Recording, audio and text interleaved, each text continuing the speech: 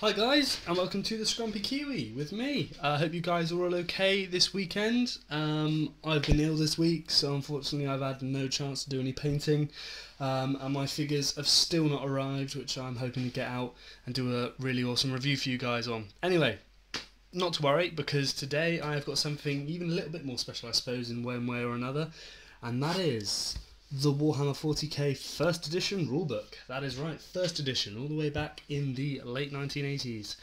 This bad boy came out and it's fantastic. It's really good. I'll just put an emphasis on really there. So just a quick little show there. On the back you've got a quick reference guide. Inside, another quick reference guide. The camera focus on that. And there's your front cover. Very cool. And anyway, so inside, what have we got? Well, you got your standard little picture there showing off some figures.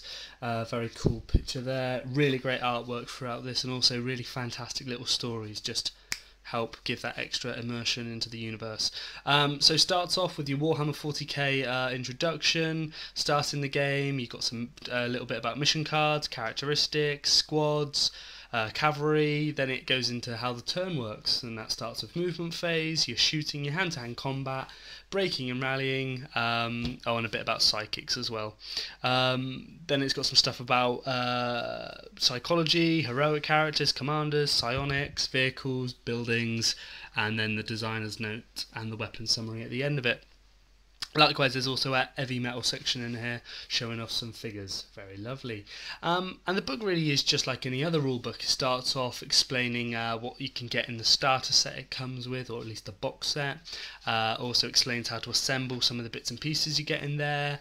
And then, like I say, it's just straight on from there. What's really nice about this first edition, though, is that unlike the later editions, it's got a lot more leeway in the sense that there's not a rule for every single little thing. Because this is the first edition, you can clearly tell they're trying to work out just how to make a playable game, really, and I quite like that, actually. And I think that if you're trying to get into the game and someone's got a copy of this, perhaps have a read of this first before you go into one of the newer editions, because the newer ones, very thick book, can be quite intimidating. Perhaps think about stepping back before you jump into what's currently available. Just a thought, don't have to if you don't want to. Artwork in this stuff is fantastic. It's so good. It's just got this fantastic quality to it. This sort of a little bit cheesy pie, campy, late 80s stuff, but there's that grim dark feel to it that's very prevalent in today's artwork. More stuff there. Weapon modifiers, blast markers, because, you know, lovely big explosions. More pictures, more artwork, more stories. There's the heavy metal section I was talking about earlier on. More pictures there. It's great to see how iconic some of the designs are. They really haven't changed that much. Dreadnoughts have all changed, though, probably for the better. Let's get all through that. Then we've got effects some weapons have, psychers, heroic characters, commanders. Some ideas there, just a page back for banners for your guys, vehicles, movement.